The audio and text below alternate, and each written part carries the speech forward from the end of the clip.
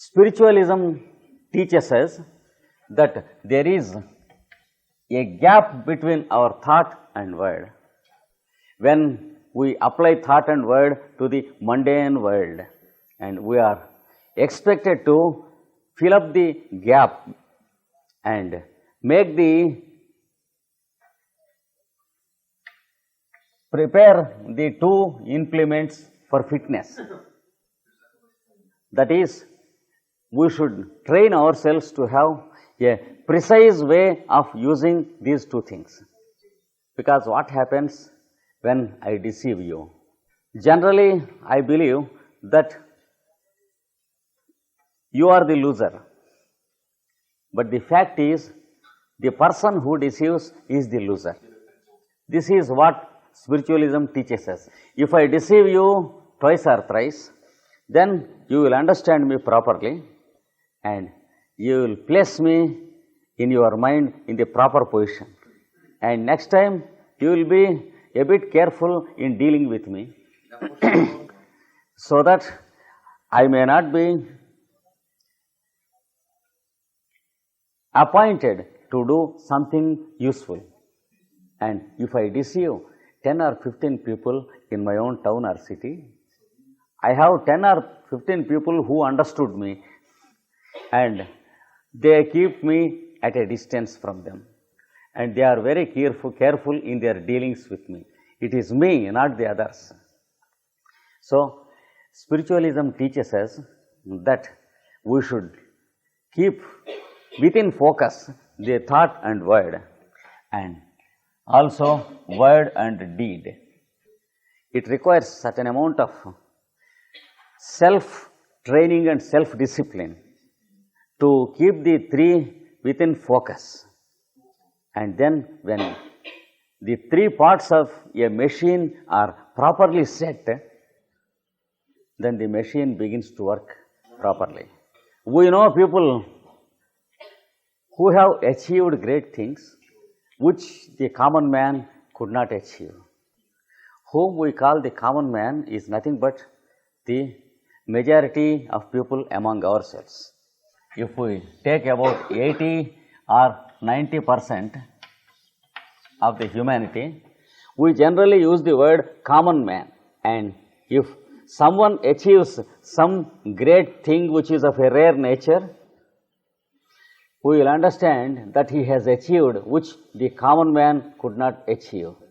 If a philosopher has produced a new dimension of thought to the world, for example, Immanuel Kant or Will Durant, or a great man like Rudolf Steiner has projected a dimension of thought and work into the modern world, you can very easily understand that 80 or 90% of the human beings could not do it. And we call it achievement. Sometimes we call it rare achievement. And in what way these great people differ from the common man? In what way they differ from the rest of the 90%? We eat and drink, and they too eat and drink. We have a body and mind, and they too have a body and mind. We slept, and they also slept. In all these common things, there is much in common between those great people and ourselves. But there is something uncommon or special in them, which is not there in others. What is it? The only difference is this. Suppose a machine is disassembled and all the parts are placed separately. Suppose you place this instrument here with all its parts separated from each other. You will open this watch and make all the wheels separate and place it here, and then allow me into this hall and ask me to use the hall with all the instruments assembled. You ask me, you assemble your own watch in a proper way and you can use it. You can assemble the machine and you can use the bulbs and fit them there in all the places, and you can assemble the pieces of wood into tables and chairs, and then you can use it for a conference. 90% of the people cannot do it, because I do not know carpentry.